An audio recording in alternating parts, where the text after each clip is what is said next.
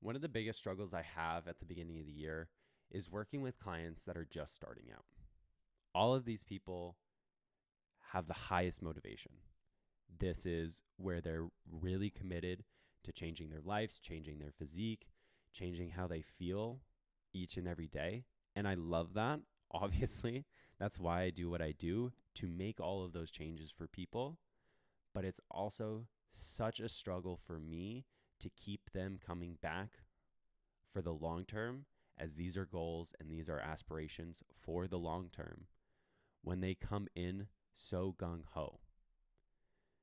What I mean by that is, people at the beginning of the year, they'll want to come in 4 or 5 times a week and really just kind of snap into that change and make every single change they possibly can right then and there. Yes, that's good if you can keep that consistently. I've had very few clients in the past who have been able to come in so gung ho and keep that consistency for the long term. But when people do that, most of the time they end up quitting after 1 or 2 months.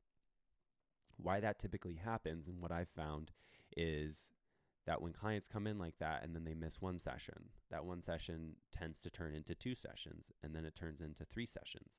And then it's just this mental battle of letting yourself down and trying to combat that internally, as you're also trying to make one of the largest changes to your life at the same time. And it's just a recipe for disaster, because training, nutrition, all of that is such a different change, both mentally but also physically.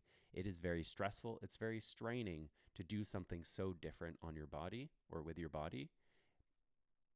So we have to take it slowly. We have to take our time with it and build up to those consistency markers of 4 or 5 times a week or more. But most people never even have to get to that level. All of my clients, I think, can get great results coming and working with me for only 3 times per week. That's not a huge time commitment. That's 3 hours per week plus commuting or traveling, however they need to get to me. But 3 hours a week of consistent training is so much better than 5 hours one week, 2 hours another week, 1 hour the next week, no hours the following week after that, and then just being so inconsistent.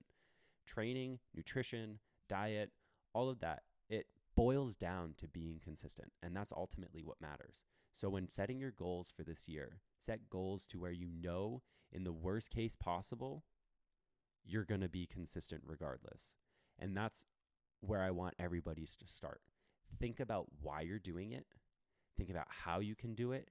And think about what things you need to do to set yourself up for the best consistency when training, when dieting, when doing anything like that. Where can you build systems in to make your consistency peak whenever you can?